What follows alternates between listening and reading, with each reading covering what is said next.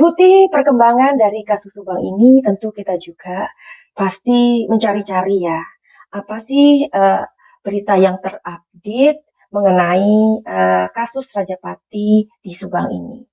Pasti juga kita sebagai netizen atau deterjen atau apalah pemerhati yang mengawal kasus Subang ini, tentu kita juga nggak luput untuk melihat dari channel-channel para saksi yang memang mereka mempunyai channelnya ya. Seperti juga si Y Junior ini. Kita tahu perkembangan dari channelnya dari waktu ke waktu ya. Nah, sepertinya dari channel ini ada yang berbeda begitu. Sepertinya ya udah mulai calm down ya kan. Seperti unggahannya uh, mengenai video anaknya yang lagi berulang tahun. Jadi Madam Suki juga Van Harte, Madam Suki mengucapkan semoga adik Sia juga tambah pinter, sehat, dan diberikan umur panjang. Amin ya. Terus unggahan yang lain juga ketika ia berada di rumah sakit begitu ya, sedang antri obat. Jadi terlihat memang wajahnya begitu lelah. Dan yang menarik perhatian kita juga adalah unggahan di mana si anak sulung ini dengan istrinya, dengan keluarganya, mereka tampak berada di sebuah pemakaman. Tentu saja itu adalah makam dari kedua almarhumah, ya. Tapi yang menarik di sini judulnya adalah Bela-belalah korban, ya. Mama dan Amel, bukan saya, istri saya, maupun saksi yang lain. Bismillah. Berbeda memang dari uploadan-uploadan yang sebelumnya yang tadi Madam Suki katakan ya, di mana uploadan-uploadan sebelumnya itu seperti gimana ya, namanya orang yang di TikTok kita tahu ya seperti apa. Nah, Madam Suki juga pernah mengatakan bahwa sebaiknya hal itu dihindari. Kenapa? Karena kalau kita memberikan kalau kita tersangkut oleh sebuah masalah belum selesai, itu kurang tepat rasanya kalau membuat unggahan-unggahan yang membuat orang itu menjadi sebuah bahan ya. Uh, uh, Akhirnya itu akan membuat orang lain mengizinkan untuk mengejek ya. Tetapi eh, sebenarnya sih dari unggahan-unggahan tersebut di TikTok itu Madam Suki bisa mengerti ya itu adalah sebuah cara untuk membuat apa ya diri lega gitu loh.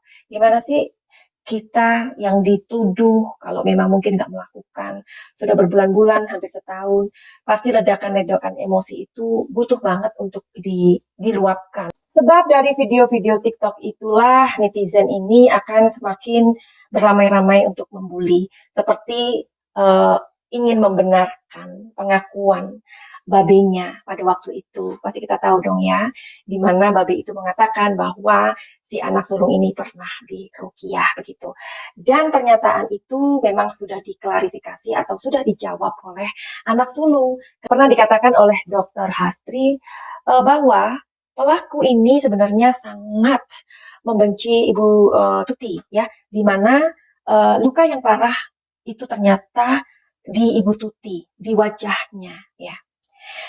Terus dengan berjalannya waktu juga kita sempat mendengar waktu itu bahkan sebelum Ibu Hastri ini mengatakan ya setelah si Babe ini mengatakan anaknya pernah diruqyah ternyata si anak sulung ini memberikan sebuah penjelasan atau klarifikasi bahwa ia melakukan itu untuk membela ibunya yang sepertinya merasa tersakiti melihat ayahnya dengan wanita lain. Jadi itu adalah bentuk dari pembelaan terhadap ibunya.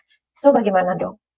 Kalau misalkan si sulung itu tidak menyukai ibunya, ya bisa saja dilakukan. Tetapi ini sepertinya tidak. Karena apa? Ia justru membela ibunya pada saat itu. Jadi gimana dong ini? Deterjen. Oke, jadi hari ini Madam Suki mau melihat ada dua pertanyaan yang pengen aku tanyakan atau aku lihat energinya di kartu tarot ini. Tapi buat kalian yang baru saja terdampar atau kesasar di channelku ini, kalian masih tahu kenapa Madam Suki mengulas kasus ini atau menganalisa kasus ini melalui tarot. Iya, kenapa tarot?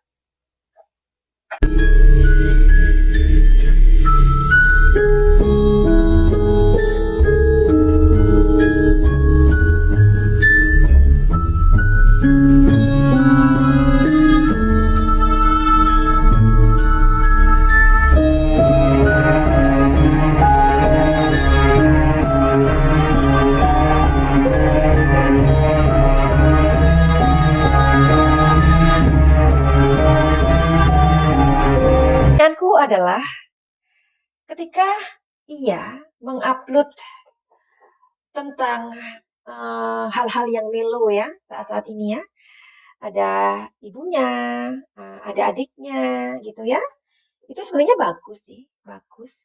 Kenapa? Karena tentu saja hal tersebut dapat membuat kita simpati.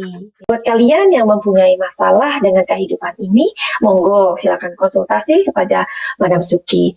Ya, kita juga harus mengakui ya bahwa kehidupan yang kita jalani ini nggak selalu mulus.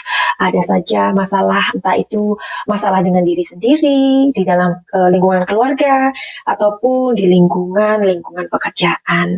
Jadi kita harus datang kepada orang yang tepat. Jadi untuk datang ke Madam Suki bukan berarti kalian datang kepada dukun, tidak. Ya, tapi dari energi yang terjadi di lingkungan kalian, situasi kondisinya itu kita akan cari tahu upaya dan solusinya. Dan buat kalian juga yang ingin healing atau mengobati penyakit-penyakit emosi, monggo ya. Karena ternyata penyakit emosi itu sangat sungguh berbahaya jika kita biarkan begitu aja. Karena dari penyakit emosi, dari gangguan-gangguan pikiran, itu dapat menyebabkan terjadinya tertutupnya pintu rezeki. Believe it or not. Jadi itu juga bagian pekerjaan Madam Suki. Silakan untuk datang dan konsultasi dan melakukan pengobatan atau healing lintas energi. Nggak perlu ketemu Madam Suki. Caranya bagaimana? Ada di deskripsi atau nomor di sini. Apa alasan dia mengupload video-video tersebut? Kita mau cari tahu hari ini.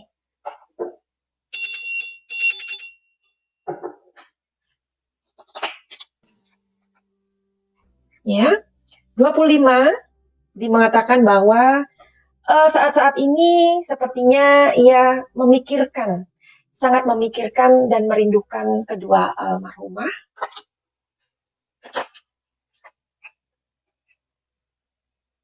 Dia juga mengingat kebaikan, kemesraan, kehangatan di dalam keluarga tersebut, ya, yang terdiri dari adik dan ibu, dia dan keluarga kecilnya.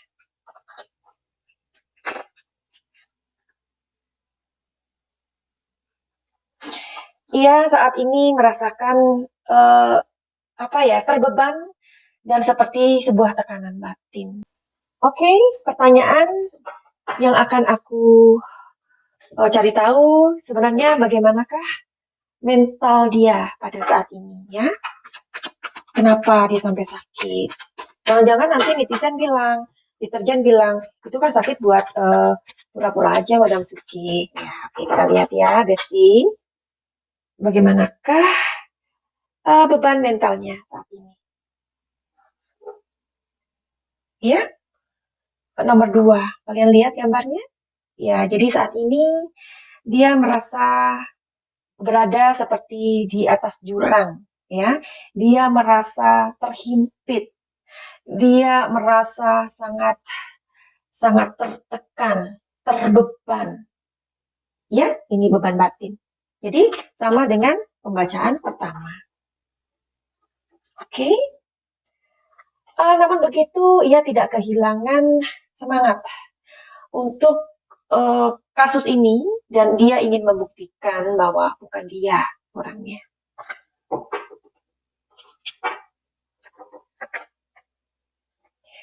Oke, ini projection. Artinya adalah ia tetap gigih, ya. Ia tetap melihat keluarganya. Dia berpikir kalau dia tidak kuat, Kalau dia tidak sehat, siapa nanti yang akan mengurus keluarga kecilnya? Oke, jadi ini adalah pembacaan yang ingin kita ketahui mengenai updatean-updatean dari si sulung, ya. Kalau ada pertanyaan, silakan memberikan pertanyaan atau komentar di bawah ini. Terima kasih kalian sudah mengawal kasus ini dan kita berikan semangat untuk kepolisian agar kasus ini mendapatkan jawaban. Untuk kedua almarhumah, semoga mendapatkan tempat terlayak di sisi Allah dan mendapatkan pengampunan dan diberikan keadilan. Amin. Finally, begitu aja. Send love and light. Salam Jaya.